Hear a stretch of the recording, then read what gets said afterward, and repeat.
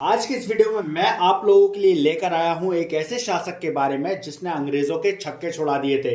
स्वागत है दोस्तों, और ये वीडियो आप लोग अंत तक देखिएगा। आज के इस वीडियो में हम बात करेंगे, खिताब था उनका शेर मैसूर, नाम था उनका टीपू सुल्तान, उनकी जीवनी के ऊपर और उनकी जीवनी से जुड़ी हुई कई और अन्य तत्वों के बारे में। तो आप लोग इस वीडियो में अंत तक बने रहें, और साथ ही साथ जितने लोग नए हमारे चैनल पे जुड़ रहे हैं वो हमारी इस यूट्यूब चैनल बड़ी न्यूज 69 को सब्सक्राइब करके बेल आइकन दबा लें। हम उनको इसी तरीके की वीडियो प्रस्तुत करते रहेंगे। साथ ही साथ जो लोग जुड़ चुके हैं वो इस वीडियो को लाइक करके अपने दोस्तों के साथ शेयर जरूर करें।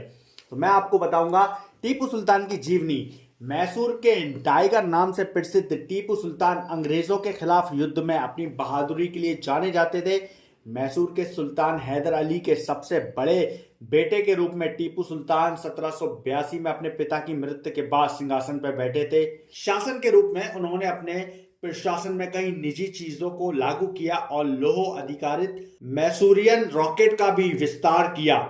वो पहले भारत के इंसान थे जिन्होंने रॉकेट बनाया था। उससे पहले इस दुनिया में रॉकेट का इजाद नहीं हुआ था, तो उनको रॉकेट मैन भी कहते हैं। वहीं आगे आपको बता दें, जिसे दुनिया का पहला रॉकेट मैन कहा जाता है, उनके पिता के फारसी के साथ साथ राजनयिक संबंध थे, जिसके कारण टीपू सुल्तान को फारसी अधिकारियों से सैन्य प्रशिक्षण भी मिला था। शासक बनने के बाद अंग्रेजों के खिलाफ उन्होंने फारसियों के साथ मिलकर अपने संघर्ष में पिता की नीति को जारी रखा। टीपू सुल्तान का एक नाम और है, उन्हें मैसूर के टाइगर के नाम से भी बुलाया जाता है।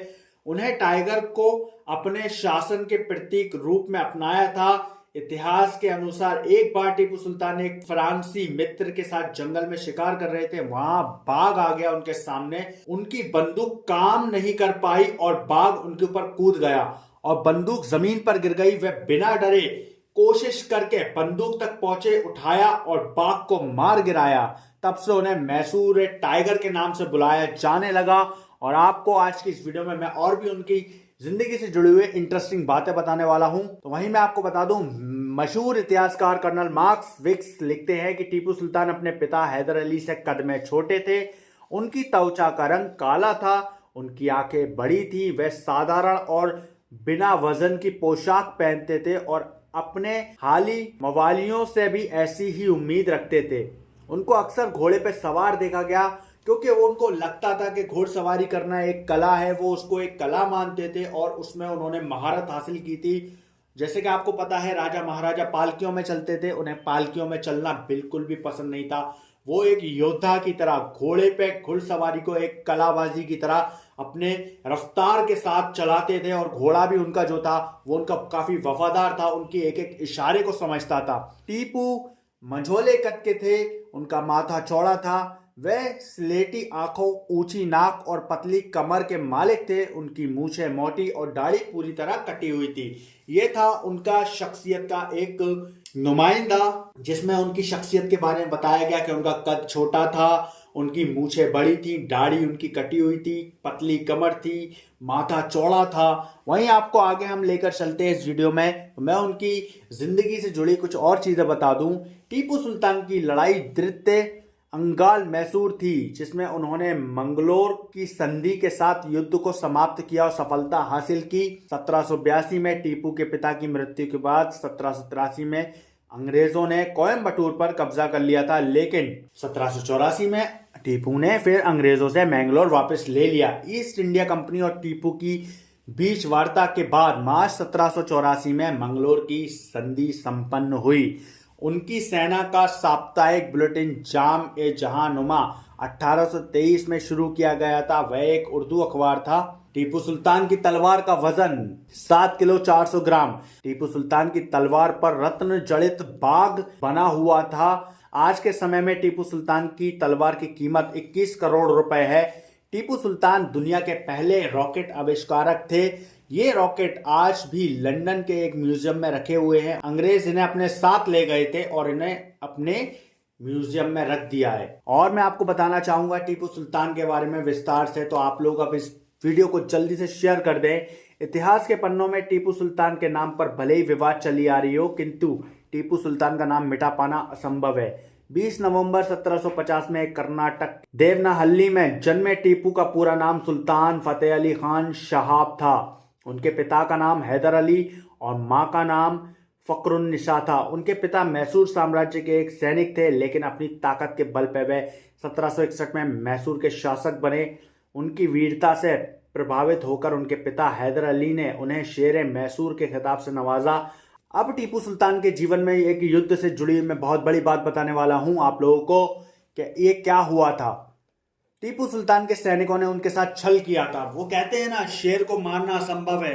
क्यों? क्योंकि वो बहुत डिसिप्लिन और ताकतवर होता है। लेकिन अगर शेर के साथ कोई छल कर दे तो छल के साथ तो आप किसी को ही मार सकते हैं। उनके सैनिकों ने उनके साथ जब छल किया, उसके बाद अंग्रेजों ने उनके किले पर एक बहुत बड़ा छेद कर दिया था, जिसके कारण जॉर्ज हैरिस ने उसके अंदर अपने सैनिक भेजने का फैसला किया। असल में उनके पास कोई विकल्प नहीं था। उनकी रसद खत्म हो चुकी थी और उनकी सेना करीब करीब भुखमरी की कगार पर थी। बाद में हैरिस ने कैप्टन मलकम से खुद स्वीकार किया कि मेरे तंबू पर तैनात अंग्रेज संतरी खाने की कमी और थकान से इतना कमजोर हो चुके थे कि अगर आप उसे जरा भी धक्का दे दे तो वो नीचे गिर जाए। 3 मई की रात करीब 5000 सैनिक, जिसमें से करीब 3000 अंग्रेज थे, खाइयों में छिप गए ताकि टीपू सुल्तान की सेना को गतिविधियों के बारे में पता न चले। जैसे ही हमले का समय करीब आया, टीपू सुल्तान से दगा करने वाले मीर सादिक ने टीपू के सैनिकों को तनख्वाह देने के बहाने पीछे बुला लिया। और एक इतिहासकार ने यह भी बताया कि कर्नल मार्क विलक्स के हवाले से लिखते हैं, टीपू के एक कमांडर नदीम ने वेतन का मुद्दा उठा दिया था, इसलिए प्राचीर के छेद के पास तैनात टीपू के सैनिक उस समय पीछे चले गए थे जब अंग्रेजों ने हमला बोला था। तो वहीं मैं आपको और एक बहुत बड़ी बात बताने वाला हूं। छेद का कब्जा करने के बाद ब्रिटिश सैनिक 2 हिस्सों में बंट गए। बाईं तरफ बढ़ने वाले कॉलम को टीपू के सैनिकों के कड़े प्रतिरोध का सामना करना पड़ा। टीपू के सैनिकों के साथ आमने सामने की लड़ाई में कॉलम की लीडर कर्नल डंपल की कलाई पर तलवार से वार से बड़ा घाव बना दिया गया था। इसके बाद टीपू के सैनिक ने कॉलम के सैनिक का आगे बढ़ना रोक दिया।